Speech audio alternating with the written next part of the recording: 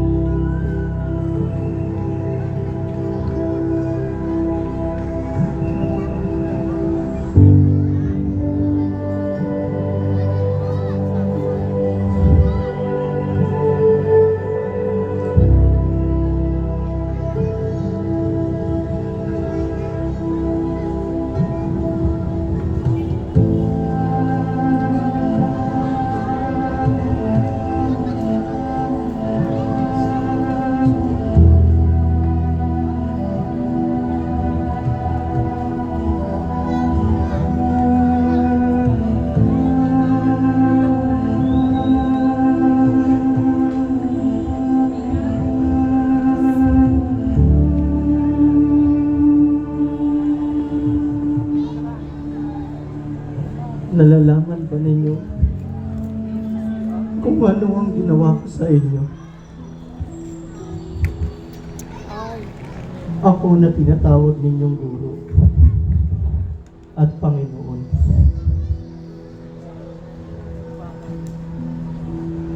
At ako,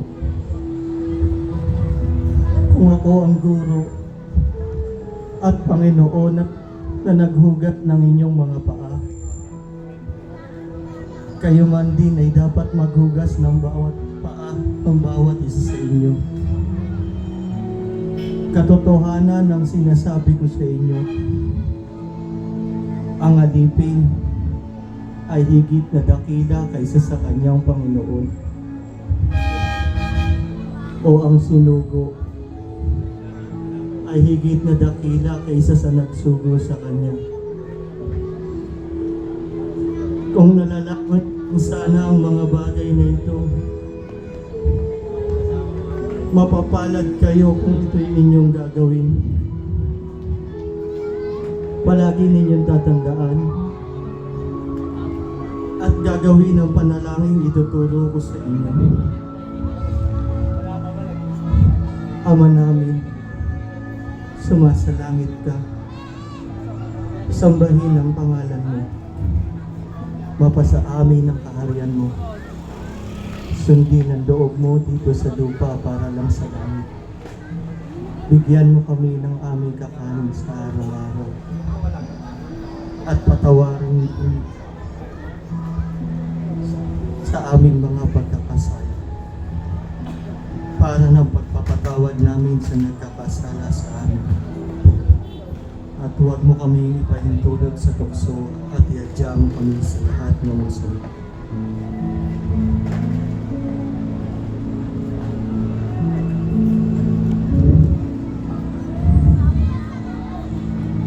Ito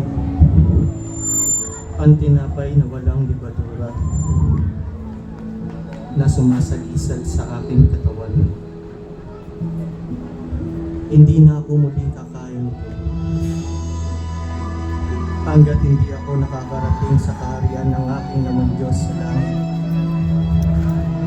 Tanggapin ninyo ito at kanin bilang pag-alaala ninyo sa akin.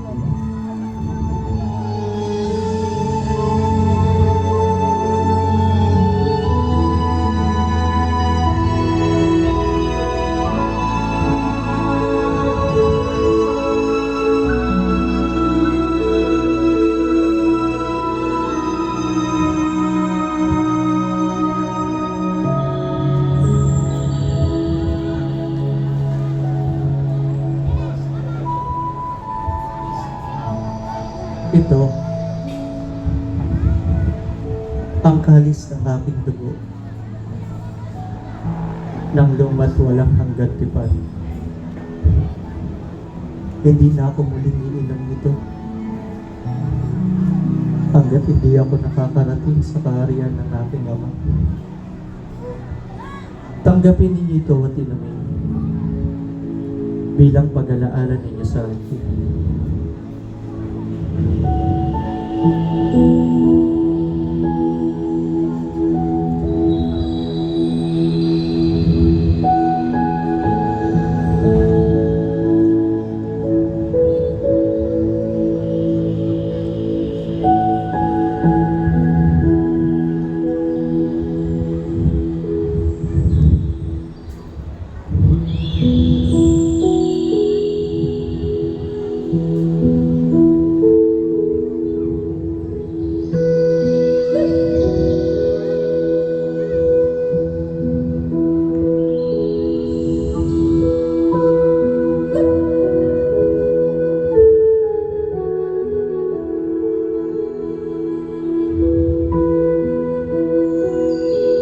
Tunay rin sinasabi ko sa inyo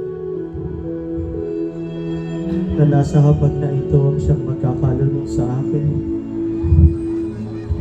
Nakakapagtaka! 12 tayong apostoles na narito! Sino kaya ang isa sa atin ang magagawa yung pagkano ng ating guro? Aba, hindi ako. Mahal kita aming guro. Kaya't hindi ko makagagawa sa iyo ang mga bagay na iyon. Guro, Kung ako man ang tinutukoy mo, hindi ko mapatawad ang aking sarili.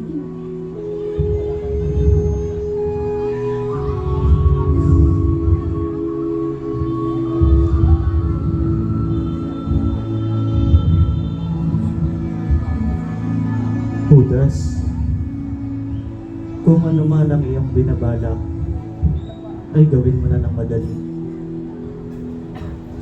Sandali lamang, Judas. Paano mo nagawa mo ang ganitong bagay sa ating guro?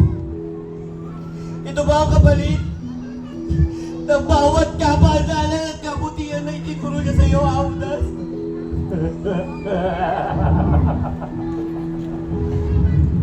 Wala akong nalalaman sa aking ginagawa. Baka nakakalimutan mo. Iwili ka ng ating guro. Kapag tumilaw ang manok ng madaling araw, Hindi, Judas. ng tatlong ulit, Hindi. ay tatlong Hindi ko magagawa yan sa ating guro. Sapagkat alam mo kung gaano kabusilak at tapat ang aking puso sa ating guro. Maskara! Tandaan mo to, Judas. Kung ano pa man ang magyari sa ating guro, ay kailanman ay hindi kita mapagpapatawad. Diyan ka na!